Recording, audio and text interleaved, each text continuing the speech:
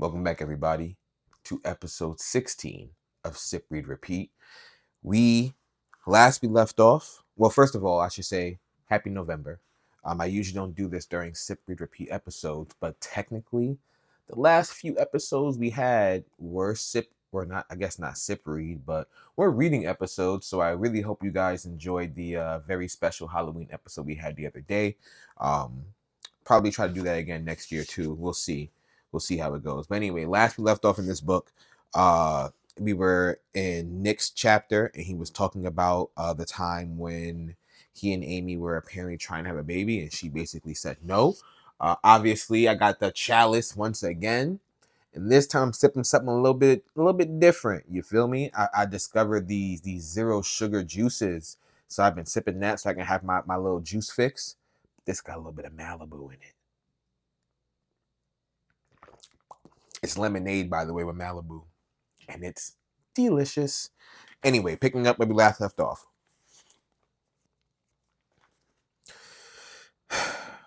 The marionettes were watching me with alarmed black eyes. I peered out my window, saw that the news trucks had packed it in, so I went out into the warm night.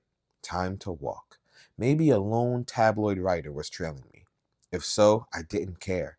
I headed through our complex, then 45 minutes out along River Road, then onto the highway that shot right through the middle of Carthage.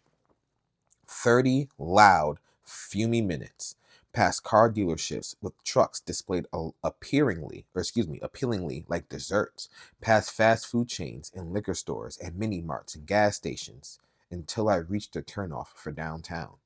I had encountered not a single other person on foot the entire time, only faceless blurs whizzing past me in cars. It was close to midnight. I passed the bar, tempted to go in, but put off by the crowds. A reporter or two had to be camped out in there. It's what I would do. But I wanted to be in a bar. I wanted to be surrounded by people, having fun, blowing off steam. I walked another 15 minutes to the other end of downtown, to a cheesier, rowdier, younger bar, where the bathrooms were always laced with vomit on Saturday nights. It was a bar that Andy's crowd would go to, and perhaps, who knew, drag along Andy. It would be a nice bit of luck to see her there, at least gauge her mood from across the room. And if she wasn't there, then I'd have a fucking drink. I went as deep into the bar as I could. No Andy, no Andy. My face was partially covered by a baseball cap.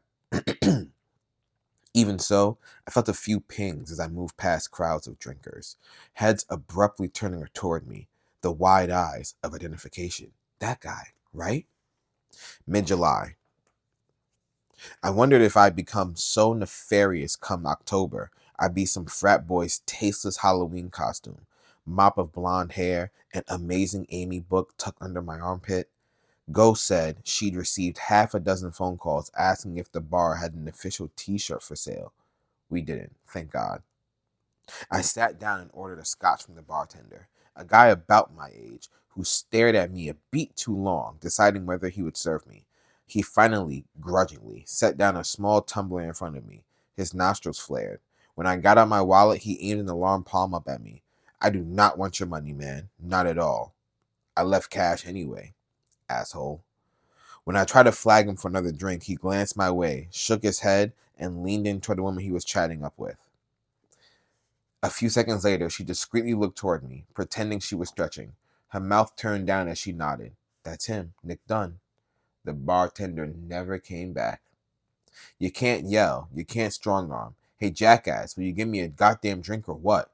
You can't be the asshole they believe you are. You just have to sit and take it. But I wasn't leaving. I sat with my empty glass in front of me and pretended I was thinking very hard. I checked my disposable cell just in case Andy had called. No. Then I pulled out my real phone and played around a solitaire, pretending to be engrossed. My wife had done this to me, turned me into a man who couldn't get a drink in his own hometown. God, I hated her. Was it scotch? A girl about Andy's age was standing in front of me. Asian, black shoulder-length hair, cubicle cute. The fuck is cubicle cute? Excuse me? What were you drinking? Scotch? Yeah, having trouble getting... She was gone, to the other end of the bar. She was nosing into the bartender's line of vision with a big help me smile. A girl used to making her presence known. And then she was back with the scotch in an actual big boy tumbler. Take it, she nudged, and I did. Cheers. She held up her own clear, fizzing drink. We clinked glasses. Can I sit? I'm not staying long, actually. I looked around, making sure no one was aiming a camera phone at us. So, okay, she said with a shruggy smile. I could pretend I don't know you're Nick Dunn, but I'm not going to insult you. I'm rooting for you, by the way. You've been getting a bad rap. Thanks. It's a weird time. I'm serious. You know how in court they talk about the CSI effect? Like everyone on the jury has watched too much CSI that they believe science can prove anything? Yeah? Well, I think there's an evil husband effect. Everyone has seen too many true crime shows where the husband is always the killer. So people automatically assume the husband's the bad guy. That's exactly it, I said. Thank you. That is exactly it. And Ellen Abbott, fuck Ellen Abbott, my new friend said. She's a one woman walking, talking, man hating perversion of the justice system. She raised her glass again. What's your name? I asked. Another scotch? That's a gorgeous name. Her name, as it turned out, was Rebecca. She had a ready credit card and a hollow leg. Another.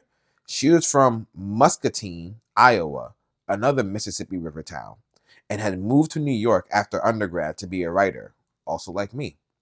She'd been an editorial assistant at 3 different magazines: a bridal magazine, a working mom magazine, a teen girl magazine, all of which had been, all of which had shuttered in the past few years. So she was now working for a crime blog called Who Done It, and she was, giggle, in town to try to get an interview with me. Hell, I had to love her hungry kid chutzpah. I know that word. I don't, yeah, whatever. Just fly to me, Carthage. The major networks haven't gotten him, but I'm sure I can. Or just fly me to Carthage, sorry. I've been waiting outside your house with the rest of the world, and then at the police station. And then I decided I needed a drink. And here you walk in. It's just too perfect. Too weird, right? She said. She had little gold hoop earrings she kept playing with, her hair tucked behind her ears. I should go, I said. My words were sticky around the edges, the beginnings of a slur. But you never told me why you're here, Rebecca said. I have to say, it takes a lot of courage, I think, for you to head out without a friend or some sort of backup. I bet you get a lot of shitty looks. I shrugged. No big deal. People judging everything you do without even knowing you. Like you with the cell phone photo at the park. I mean, you were probably like me. You were raised to be polite, but no one wants the real story. They just want to gotcha, you know? I'm just tired of people judging me because I fit us into a certain mold. She raised her eyebrows. Her earrings jittered. I thought of Amy sitting in her mystery control center, wherever the fuck she was, judging me from every angle, finding me wanting even from afar. Was there anything she could see that would make her call off this madness?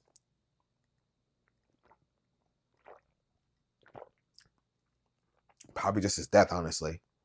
He don't know that though. I went on. I mean, people think we were in a rocky marriage, but actually, right before she disappeared, she put together a treasure hunt for me. Amy would want one of two things: for me to learn my lesson and fry like the bad boy I was, or for me to learn my lesson and love her the way she deserved to be loved, and be a good, obedient, chastised, dickless little boy. This wonderful treasure hunt, I smiled. Rebecca shook her head, but a little V frown. My wife, she always did a treasure hunt for our anniversary. One clue leads to a special place where I find the next clue, and so on. Amy, I tried to get my eyes to fill, settled for wiping them. The clock above the door read 12:37 a.m. Before she went missing, she had all the clues for this year. Before she disappeared on your anniversary, and it's been all that's kept me together. It made me feel closer to her. Rebecca pulled out a flip camera. Let me interview you, on camera. Bad idea. I'll give it context, she said. That's exactly what you need. Nick, I swear. Context. You need it bad. Come on, just a few words. I shook my head. Too dangerous. Say what you just said. I'm serious, Nick. I'm the opposite of Ellen Abbott. The anti-Ellen Abbott. You need me in your life. She held up the camera, its tiny red light eyeing me. Seriously, turn it off. Help a girl out. I get the Nick Dunn interview. My career is made. You've done your good deed for the year. Please. No harm, Nick. 1 minute. Just 1 minute. I swear I will only make you look good. She motioned to a nearby booth where we'd be tucked out of view of any gawkers. I nodded and we resettled. That little red light aimed at me the whole time. What do you want to know? I asked. Tell me about the treasure hunt. It sounds romantic, like quirky, awesome romantic. Take control of the story, Nick. For both the capital P public and the capital C wife. That's funny. Right now, I thought, I am a man who loves his wife and will find her. I am a man who loves his wife, and I am the good guy. I am the one to root for. I am a man who isn't perfect, but my wife is, and I'll be very, very obedient from now on.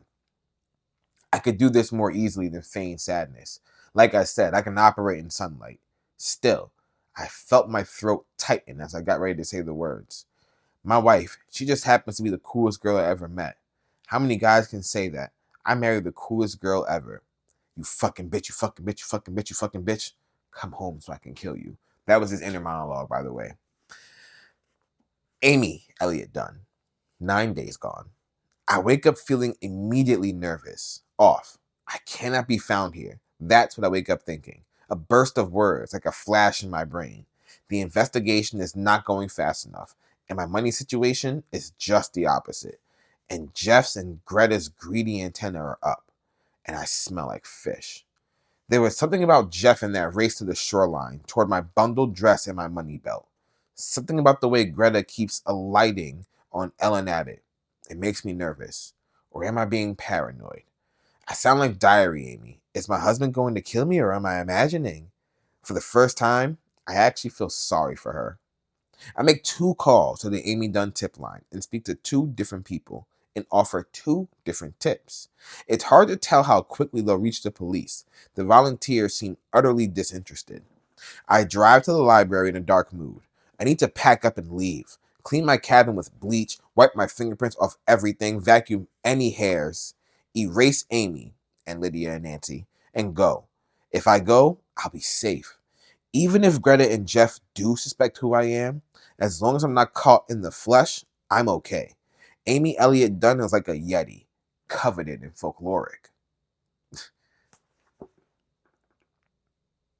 You know, as much as I despise her for being the supervillain of the year, she just be dropping bars, coveted and folkloric. Come on, man.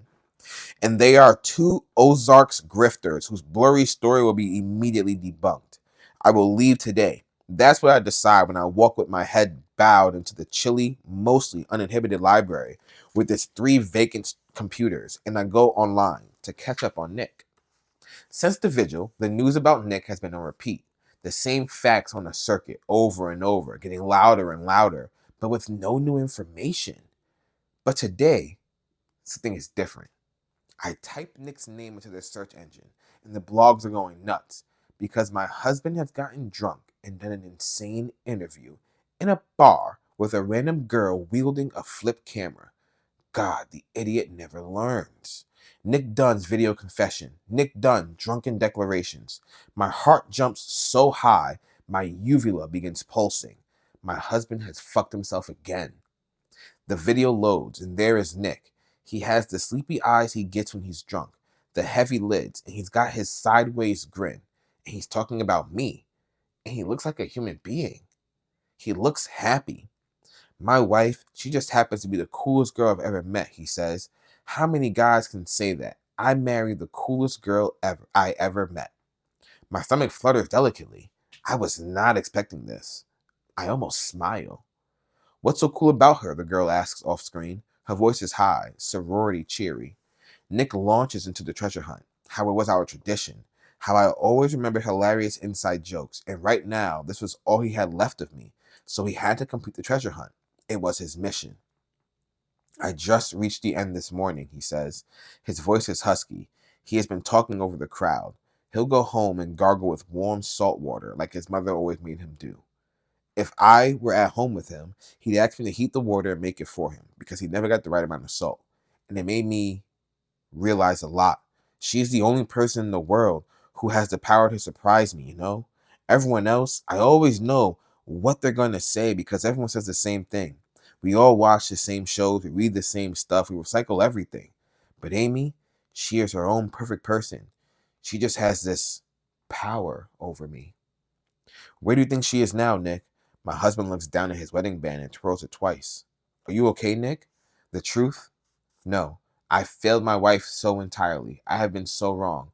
I just hope it's not too late. For me. For us. You're at the end of your rope. Emotionally. Nick looks right at the camera. I want my wife. I want her to be right here. He takes a breath. I'm not the best at showing emotion. I know that. But I love her. I need her to be okay. She has to be okay. I have so much to make up to her. Like what? He laughs, the chagrin laugh that even I find appealing, that even now I find appealing. In better days, I used to call it the talk show laugh. It was the quick downward glance, the scratching of the corner of the mouth with the casual thumb, the inhaled chuckle that a charming movie star always deploys right before telling a killer story. Like none of your business, he smiles. I just have a lot to make up to her. I wasn't the husband I could have been. We had a few hard years, and I lost my shit. I stopped trying. I mean, I've heard that phrase 1,000 times. We stopped trying. Everyone knows it means the end of a marriage. It's textbook. But I stopped trying. It was me. I wasn't the man I needed to be. Nick's lids are heavy, his speech off kilter, enough that his twang is showing.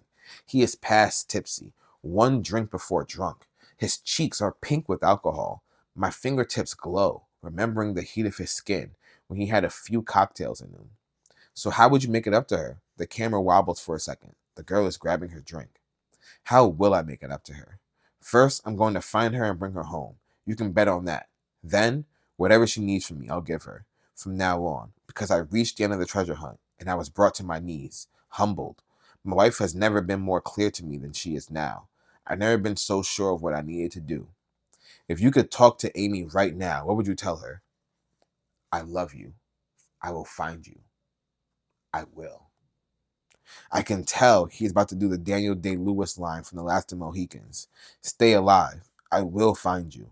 He can't resist deflecting any sincerity with a quick line of movie dialogue. I can feel him teetering right on the edge of it. He stops himself. I love you forever, Amy. How heartfelt. How unlike my husband. Three.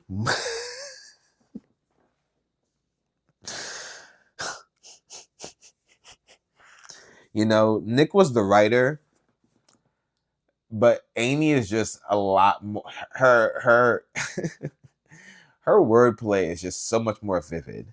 Three morbidly obese hill people on motorized scooters are between me and my morning coffee. Their asses mushroom over the sides of the contraptions, but they still need another Egg McMuffin. There are literally three people parked in front of me, in line, inside the McDonald's. I actually don't care. I'm curiously cheerful despite this twist in the plan. Online, the video is already spiral viraling away, and the reaction is surprisingly positive, cautiously optimistic. Maybe this guy didn't kill his wife after all. That is, word for word, the most common refrain. Because once Nick lets his guard down and shows some emotion, it's all there. No one could watch that video and believe he was putting up an act. It was no swallow the pain sort of amateur theater. My husband loves me, or at least that night he loved me. While I was plotting his doom in my crummy little cabin that smells of moldy towel, he loved me. It's not enough. I know that, of course. I can't change my plan, but it gives me pause. My husband has finished a treasure hunt, and he is in love. He is also deeply distressed. On one cheek, I swear I could spot a hive. That's where you got fucking bit. I I pull up to my cabin to find Dorothy knocking on my door. Her hair is wet from the heat, brushed straight back like a Wall Street slicksters. She is in the habit of swiping her upper lip, then licking the sweat off her fingers. That's disgusting. So she has her index finger in her mouth like a buttery corn cob as she turns to me. That's disgusting. There she is, she says, the truant. I am late on my cabin payment. 2 days. It almost makes me laugh. I am late on rent. I'm so sorry, Dorothy. I'll come by with it in 10 minutes. I'll wait if you don't mind. I'm not sure if I'm going to stay. I might have to head on. Then you still owe me the 2 days. $80, please. I duck into my cabin, undo my flimsy money belt. I counted my cash in my bed this morning, taking a good long time doiling out each bill, a teasing economic striptease, and the big reveal was that I have only $8,849 left. It cost a lot to live. When I open the door to hand Dorothy the cash, $8,769 left, I see Greta and Jeff hanging out on Greta's porch, watching the cash exchange hands. Jeff isn't playing his guitar. Greta isn't smoking. They seem to be standing on her porch just to get a better look at me. They both wave at me. Hey, sweetie. And I wave limply back. I close the door and start packing. It's strange how little I own in this world when I used to own so much. I don't own an egg beater or a soup bowl. I own sheets and towels, but I don't own a decent blanket. I own a pair of scissors so I can keep my hair butchered. It makes me smile because Nick didn't own a pair of scissors when we moved in together. No scissors, no iron, no stapler. And I remember asking him how he thought he was possibly civilized without a pair of scissors. And he said, of course he wasn't, and swooped me up in his arms and threw me on the bed and pounced on top of me. And I laughed because I was still cool girl. I laughed instead of thinking about what it meant. One should never marry a man who doesn't own a decent set of scissors. That would be my advice. It leads to bad things. I fold and pack my clothes in my tiny backpack. The same 3 outfits I bought and kept in my getaway car a month ago, so I didn't have to take anything from home. Toss in my travel toothbrush, calendar, comb, lotion, the sleeping pills I bought back when I was going to drug and drown myself. My cheap swimsuits. That wasn't a sentence. Let's try that again. My cheap swimsuits. It takes such little time, the whole thing. I put on my latex gloves and wipe down everything. I pull out the drains to get any trapped hair. I don't really think Greta and Jeff know who I am, but if they do, I don't want to leave any proof. And the whole time I say to myself, this is what you get for relaxing. This is what you get for not thinking all the time. All the time. You deserve to get caught. A girl who acts so stupidly. And what if you left hairs in the front office? Then what? And what if there are fingerprints in Jeff's car or Greta's kitchen? What then? Why did you ever think you could be someone who didn't worry? I picture the police scouring the cabins, finding nothing, and then, like a movie, I go in for a close-up on one lone, mousy hair of mine, drifting along the concrete floor of the pool, waiting to damn me. Then my mind swings the other way. Of course no one is going to show up to look for you here. All the police have to go on is the claim of a few grifters that they saw the real Amy Elliott Dunn in a cheap, broke-down cabin court in the middle of nowhere. Little people wanting to feel bigger. That's what they assume. An assertive knock at the door. The kind a parent gives right before swinging the door wide open. I own this place. I stand in the middle of my room and debate not answering. Bang, bang, bang. I understand now why so many horror movies use that device, the mysterious knock on the door, because it has the weight of a nightmare. You don't know what's out there, yet you know you'll open it. You'll think what I think.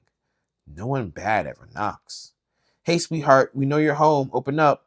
I strip off my latex gloves, open the door, and Jeff and Greta are standing on my porch, the sun to their backs that features in shadow. Their features in shadow. Hey, pretty lady, can we come in? Jeff asks. I was going to come see you guys, I say, trying to sound flippant, harried. I'm leaving tonight, tomorrow or tonight. Got a call from back home. Gotta get going back home. Home Louisiana or home Savannah, Greta says. She and Jeff have been talking about me. It doesn't matter, Jeff says. Let us in for a second. We came to say goodbye. He steps toward me, and I think about screaming or slamming the door, but I don't think either will go well. Better to pretend everything is fine and hope that it's true. Greta closes the door behind him and leans against it as Jeff wanders into the tiny bedroom, then the kitchen, chatting about the weather, opening doors and cabinets. You gotta clear everything out. Dorothy will keep your deposit if you don't, he says. She's a stickler. He opens the refrigerator, peers into the crisper, the freezer. Not even a jar of ketchup can you leave. I always thought that was weird. Ketchup doesn't go bad. He opens the closet and lifts up the cabin bedding I folded, shakes out the sheets. I always shake out the sheets, he says, just to make sure nothing is inside. A sock or underwear or what have you. He opens the drawer of my bedside table, kneels down, looks all the way to the back. Looks like we've done a good job, he says, standing up and smiling, brushing his hand off his jeans. Got everything. He scans me neck to foot and back up. Where is it, sweetheart? What's that? Your money. He shrugs. Don't make it hard. Me and her really need it. Greta is silent behind me. I have about $20. Lie, Jeff said. You pay for everything, even rent in cash. Greta saw you with that big wad of money, so hand it over, and you can leave. And we all never have to see each other again. I'll call the police. Go ahead, my guess. Jeff waits, arms crossed, thumbs in his armpits. Your glasses are fake, Greta says. They're just glass. I say nothing, stare at her, hoping she'll back down. These two seem just nervous enough they may change their minds. Say they're screwing with me, and three of us will all laugh and know otherwise, but all agree to pretend. In your hair, the roots are coming in. And they're blonde, a lot prettier than whatever color you dyed it. Hamster. And that haircut is awful, by the way, Greta says. You're hiding. From whatever. I don't know if it really is a guy or what, but you're not going to call the police, so just give us the money. Jeff talk you into this, I ask? I talk Jeff into it. I start toward the door that Greta's blocking. Let me out. Give us the money. I make a grab for the door, and Greta swings toward me, shoves me against the wall, one hand smashed over my face, and with the other, she pulls up my dress, yanks off the money belt. Don't, Greta, I'm serious. Stop. Her hot, salty palm is all over my face, jamming my nose. One of her fingernails scrapes my eye. Then she pushes me back against the wall, my head banging, my teeth coming down on the tip of my tongue. The whole scuffle is very quiet. I have the buckle end of my belt in my hand, but I can't see to fight her. My eye is watering too much, and soon she rips away my grip, leaving a burning strip of fingernails on my knuckles. She shoves me again and opens the zipper, finger through the money. Holy shit, she says. This is like, she counts, more than 1,000, 2 or 3. Holy shit. Damn, girl. You rob a bank? She may have, Jeff says. Embezzlement. In a movie, one of Nick's movies, I would upthrust my palm into Greta's nose, drop her to the floor, bloody and unconscious, then roundhouse Jeff. But the truth is, I don't know how to fight. And there are two of them, and it doesn't seem worth it. I will run at them, and they will grab me by the wrist while I pat and fuss at them like a child, or they will get really angry and beat the crap out of me. I've never been hit. I'm scared of getting hurt by someone else. You gonna call the police? Go ahead and call them, Jeff says again. Fuck you, I whisper. Sorry about this, Greta says. Next place you go, be more careful, okay? You gotta not look like a girl traveling by herself, hiding out. You'll be okay, Jeff says. He pats me on the arm as they leave. A quarter and a dime sit on the bedside table. It's all my money in the world. Sheesh! Yo, that's crazy. So, like, we knew that she was going to get robbed, right?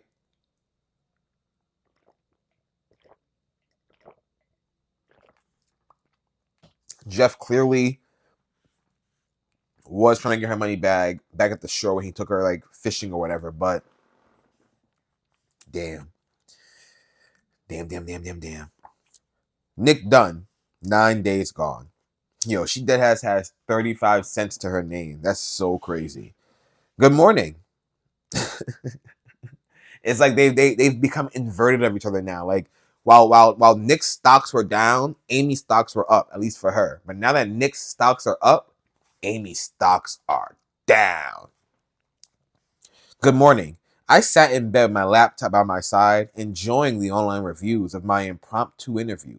My left eyeball was throbbing a bit, a light hangover from the cheap scotch, but the rest of me was feeling pretty satisfied. Last night, I cast the first line to lure my wife back in. I'm sorry. I will make it up to you. I will do whatever you want from now on. I will let the world know how special you are. Because I was fucked unless Amy decided to show herself. Tanner's detective, a wiry, clean-cut guy, not the boozy noir gumshoe I'd hoped for, had come up with nothing so far. My wife had disappeared herself perfectly. I had to convince Amy to come back to me, flush her out with compliments and capitulation.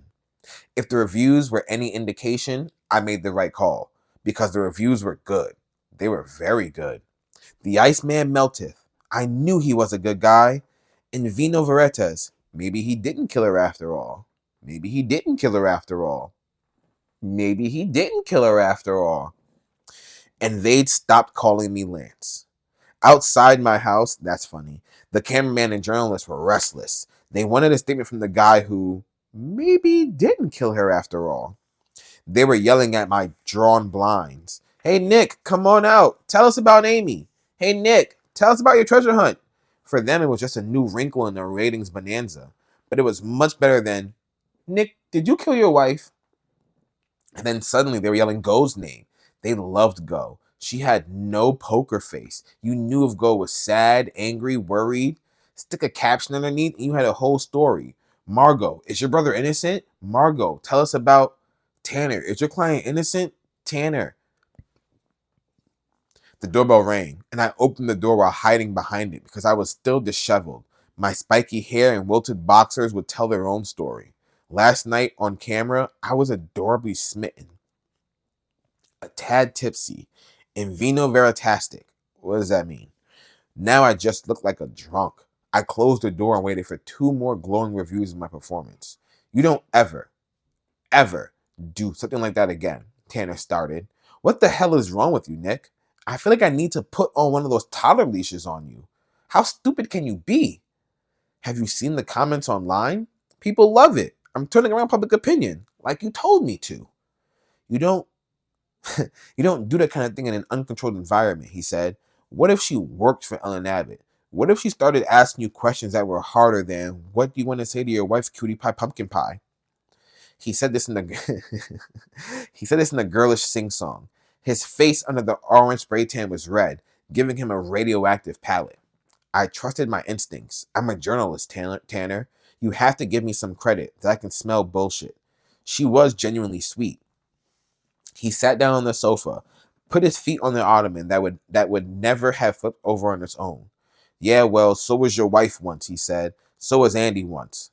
How's your cheek? It still hurt. The bite seemed to throb as he reminded me of it. I turned to go for support.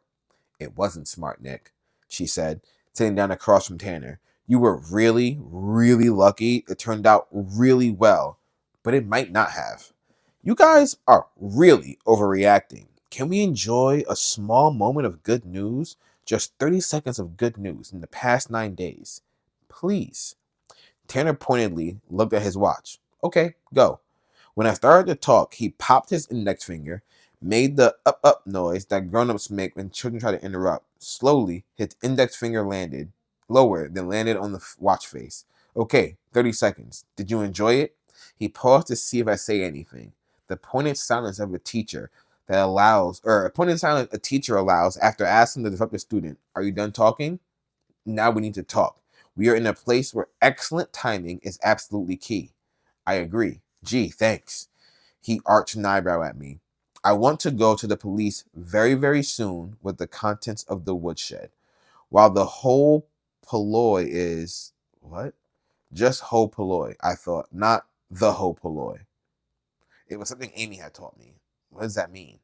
All loving on you again. Probably like the population. Or excuse me, not again. Finally. The reporters have found Go's house, and I don't feel secure leaving that woodshed, its contents, undisclosed much longer. The Elliots are... We can't count on the Elliott support anymore, I said. Not at all. Another pause. Tanner decided not to lecture me or even ask what happened. So we need offense, I said, feeling untouchable, angry, ready. Nick, don't let one good turn make you feel indestructible, Go said. She pressed some extra strength from her purse into my hand. Get rid of your hangover. You need to be on today. It's gonna be okay, I told her. I popped the pills, turned to Tanner. What do we do? Let's make a plan. Great. Here's the deal, Tanner said. This is incredibly unorthodox, but that's me. Tomorrow, we are doing an interview with Sharon Shaber. Whoa, that's for sure? It's probably Schreiber, sorry. Sharon Schreiber was as good as I could ask for. The top rated, ages 30 to 55, network, broader reach than cable, newswoman, to prove I could have respectful relations with people who have vaginas, working today. She was known for dabbling very occasionally in the impure waters of true crime journalism, but when she did, she got frickin' righteous. 2 years ago, she took under her silken wing a young mother who had been imprisoned for shaking her infant to death. Sharon Schreiber presented a whole legal and very emotional defense case over a series of nights. The woman is now back home in Nebraska, remarried and expecting a child. That's for sure. She got in touch after the video went viral, so the video did help. I couldn't resist. It gave you an interesting wrinkle. Before the video, it was clear you did it. Now there's a slight chance you didn't. I don't know how it is you finally seem genuine. Because last night served an actual purpose. Get Amy back, Go said. It was an offensive maneuver, where before it would just be indulgent, undeserved, disingenuous emotion. I gave her a thank you smile. Well, keep remembering that it is serving a purpose, Tanner said. Nick, I'm not fucking around here. This is beyond unorthodox. Most lawyers will be shutting you up, but it's something I've been wanting to try. The media has saturated the legal environment. With the internet, Facebook, YouTube, there's no such thing as an unbiased jury anymore. No clean slate. 90% of a case is decided before you even get in the courtroom. So why not use it? Control the story. But it's a risk. I want every word, every gesture, every bit of information planned out ahead of time. But you have to be natural, likable, or this will all backfire. Oh, that sounds simple, I said. 100% canned, yet totally genuine. You have to be extremely careful with your wording, and we will tell Sharon that you won't answer certain questions. She'll ask you anyway, but will teach you how to say, because of certain prejudicial actions by the police involved in this case, I really unfortunately can't answer that right now, as much as I'd like to, and say it convincingly. Like a talking dog. Sure, like a talking dog. Who doesn't want to go to prison? We get Sharon Schreiber to take you on as a cause, Nick, and we are golden. This is all incredibly unorthodox, but that's me, Tanner said again. He liked the line. It was his theme music. He paused and furrowed his brow, doing his pretend thinking gesture. He was going to add something I wouldn't like. What? I asked. You need to tell Sharon Schreiber about Amy. Because it's gonna come out. The affair. It just will. Right when people are finally starting to like me? You want me to undo that? I swear to you, Nick, how many cases have I handled? It always, somehow, some way, always comes out. This way, we have control. You tell her about Andy and you apologize. Apologize literally as if your life depends on it. You had an affair. You are a man. A weak, stupid man. But you love your wife and you will make up to it. You will make up to her. You do the interview. It'll air the next night. All content is embargoed, so the network can't tease the Andy affair in their ads. They can just use the word bombshell. So you already told them about Andy? Good God, no, he said. I told them, we have a nice bombshell for you. So you do the interview, and we have about 24 hours, just before it hits TV. We tell Boney and Gilpin about Andy and about our discovery in the woodshed. Oh my gosh, we put it all together for you. Amy is alive and she's framing Nick. She's crazy, jealous, and she's framing Nick. Oh, the humanity. Why not tell Sharon Schreiber then about Annie framing me? Reason 1. You come clean about Andy, you beg for forgiveness, the nation is primed to forgive you. They'll feel sorry for you. Americans love to see sinners apologize. But you can reveal nothing to make your wife look bad. No one wants to see the cheating husband blame the wife for anything. Let someone else do it some other time, the next day. Sources close to the police reveal that Nick's wife, the one he swore he loved with all his heart, is framing him. It's great TV. What's reason 2? It's too complicated to explain exactly how Amy is framing you. You can't do it in a soundbite. It's bad TV. I feel sick, I said. Nick, Go started. I know. It has to be done. But can you imagine your biggest secret and you have to tell the world about it? I know I have to do it. And it works for us, ultimately. I think. It's the only way Amy might come back, I said. She wants me to be publicly humiliated. Chastened, Tanner interrupted. Humiliated makes it sound like you feel sorry for yourself. And to publicly apologize, I continued. But it's going to be fucking awful. Before we go forward, I want to be honest here, Tanner said. Telling the police the whole story, Amy framing Nick, it is a risk. Most cops decide Most cops, they decide on the suspect and they don't want to veer at all. They're not open to any other options. So there's the risk that we tell them and they laugh us out the station and they arrest you. And then theoretically, we've just given them a preview of our defense.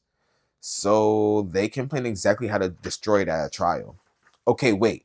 That sounds really bad, Tanner, Go said. Like, bad, inadvisable bad. Let me finish, Tanner said. One, I think you're right, Nick. I think Boney isn't convinced you're a killer. I think she would be open to an alternate theory. She has a good reputation as a cop who's actually fair, as a cop who has good instincts. I talked with her. I got a good vibe. I think the evidence is leading her in your direction, but I think her gut is telling her something's off. More important, if we do go to trial, I wouldn't use the Amy Freeman as your defense anyway. What do you mean? Like I said, it's too complicated. A jury wouldn't be able to follow. If it's not good TV, believe me, it's not for a jury. We go with more of an OJ thing, a simple storyline. The cops are incompetent and out to get you. It's all circumstantial. The glove doesn't fit. Blah blah blah blah blah blah blah blah blah blah. That gives me a lot of confidence. I said. Tanner flashed a smile. Juries love me, Nick. I'm one of them. You're the opposite of one of them, Tanner. Reverse that. They like to think they're one of me. Everything we did now, we did in front of small brambles of flashing paparazzi. So Go, Tanner, and I left the house under pops of light and pings of noise. Don't look down, Tanner advised. Don't smile, but don't look ashamed. Don't rush either. Just walk. Let them take their shots and shut the door before you call them names. Then you can call them whatever you want. We were headed down to St. Louis, where the interview would take place, so I could prep with Tanner's wife, Betsy, a former TV news anchor turned lawyer. She was the other Bolt in Bolt and Bolt. It was a creepy tailgate party. Tanner and I, followed by Go, followed by a half a dozen news vans. But by the time the arch crept over the skyline, I was no longer thinking of the paparazzi. By the time we reached Tanner's penthouse hotel suite, I was ready to do the work I needed to nail the interview. Again, I longed for my own theme music, the montage of me getting ready for the big fight. What's the mental equivalent of a speed bag?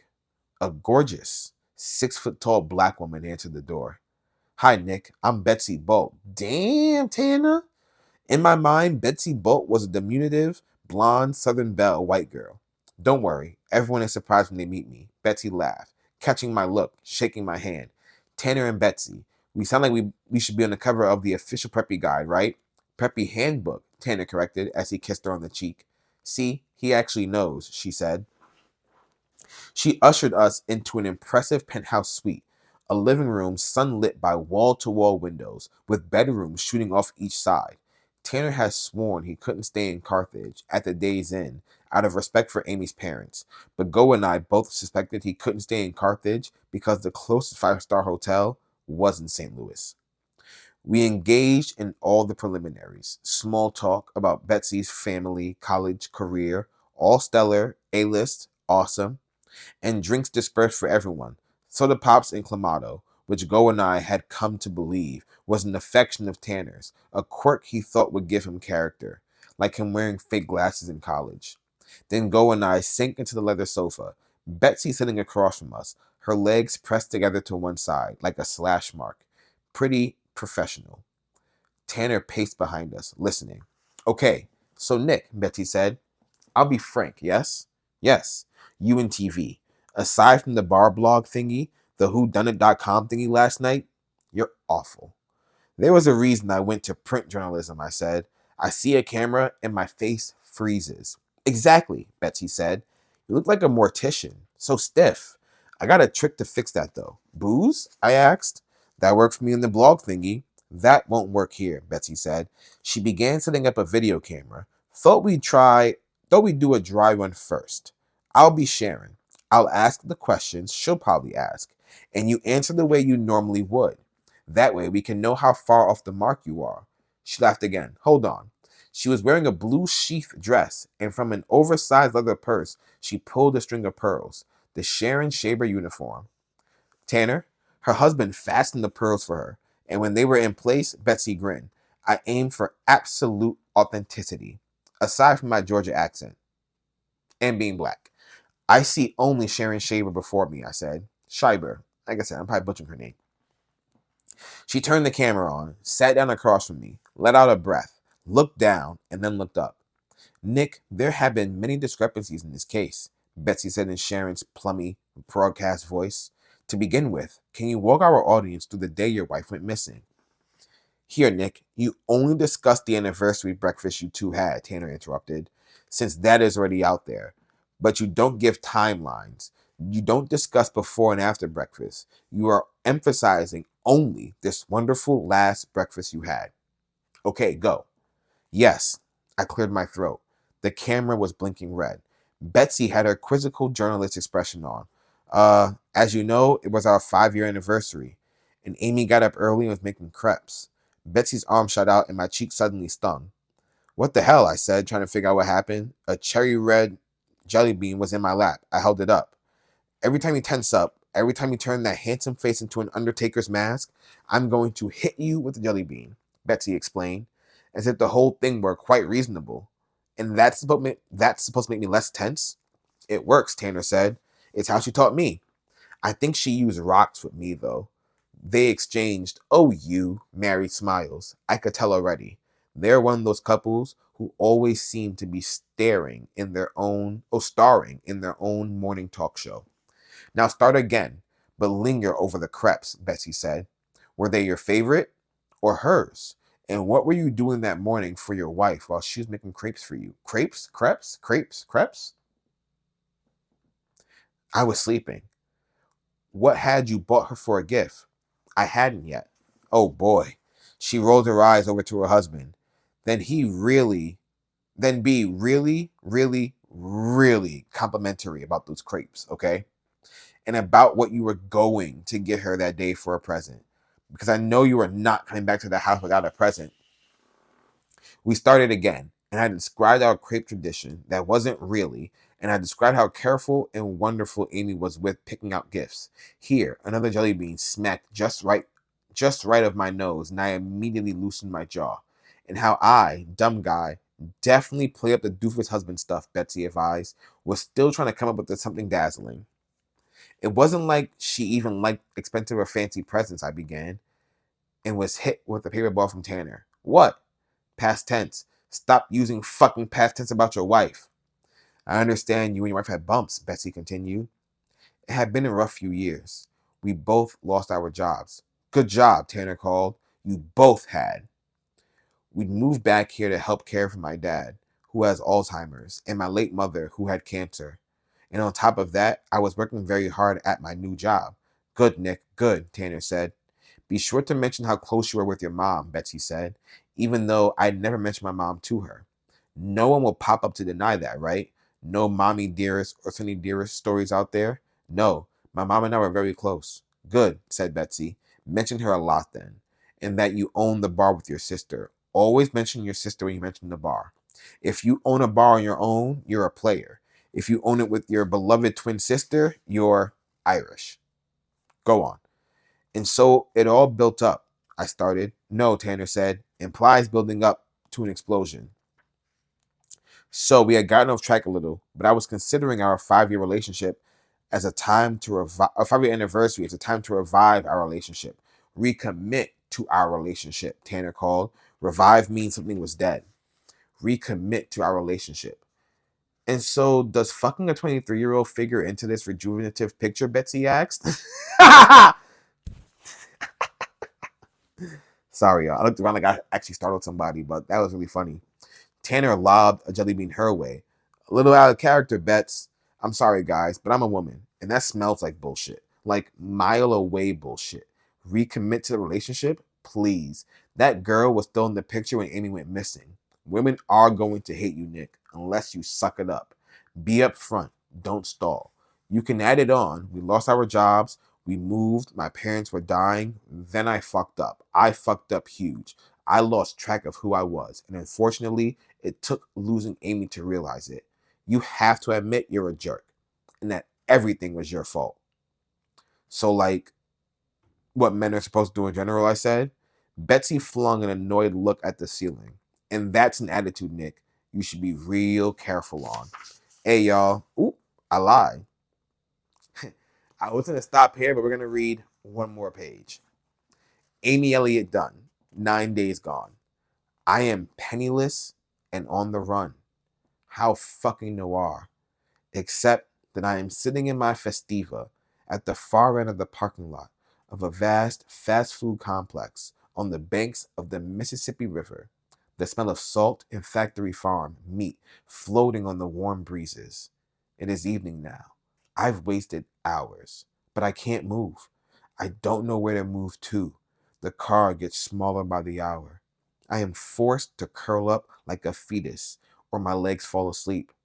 I certainly won't sleep tonight. The door is locked, but I still await the tap on the window. And I know I will peek up and see either a crooked tooth, sweet talking serial killer. Wouldn't that be ironic for me to actually be murdered? Or a stern ID demanding cop? Wouldn't that be worse for me to be discovered in a parking lot looking like a hobo? The glowing restaurant signs never go off here. The parking lot is lit like a football field. I think of suicide again. How a prisoner on suicide watch spends 24 hours a day under lights. An awful thought. My gas tank is below the quarter mark. An even more awful thought. I can drive only about an hour in any direction, so I must choose the direction carefully. South is Arkansas. North is Iowa. West is back to the Ozarks. Or I can go east, cross the river into Illinois. Everywhere I go is a river. I'm following it or it's following me. I know suddenly what I must do. That is the last page we will read, y'all. Thank you so much for tuning in and stopping by. Yeah, it's getting real spicy. Amy is down bad. Nick is on the up, but who knows how this interview will go for him. So we'll find out next time. So until then, peace.